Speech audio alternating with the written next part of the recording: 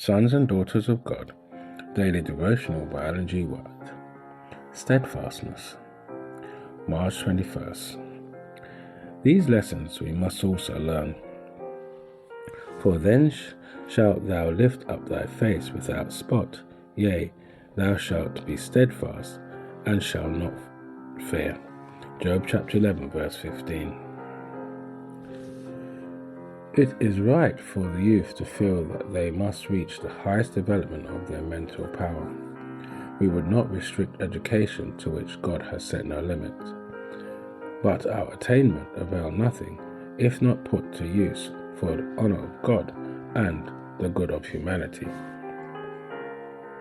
What we need is knowledge that will strengthen mind and soul, that will make us better men and women. Heart education is of far more importance than mere book learning. It is even essential to have a knowledge of the world in which we live.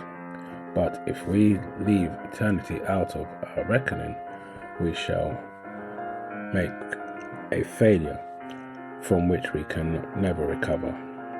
If the youth understood their own weakness, they would find in God their strength. There is a science of Christianity to be mastered, a science as much deeper, broader, higher than any human science, as the heavens are higher than the earth. The mind is to be disciplined, educated, trained, for we are to do service for God in ways that are not in harmony with inborn inclinations. Heredity and cultivated tendencies to evil must be overcome.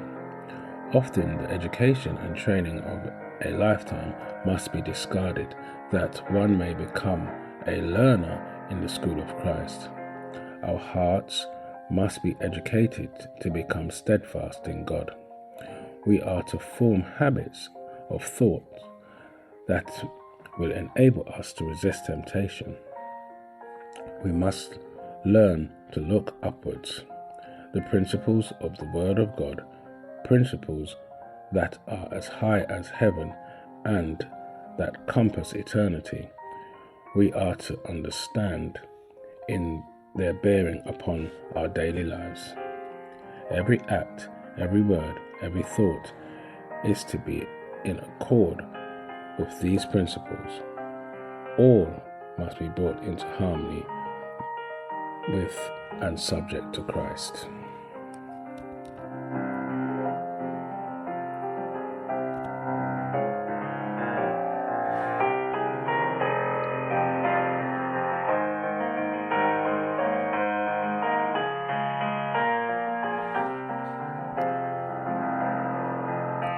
This is your daily devotion.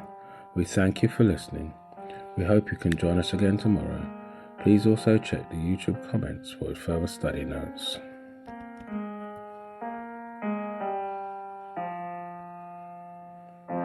Sons and daughters of God.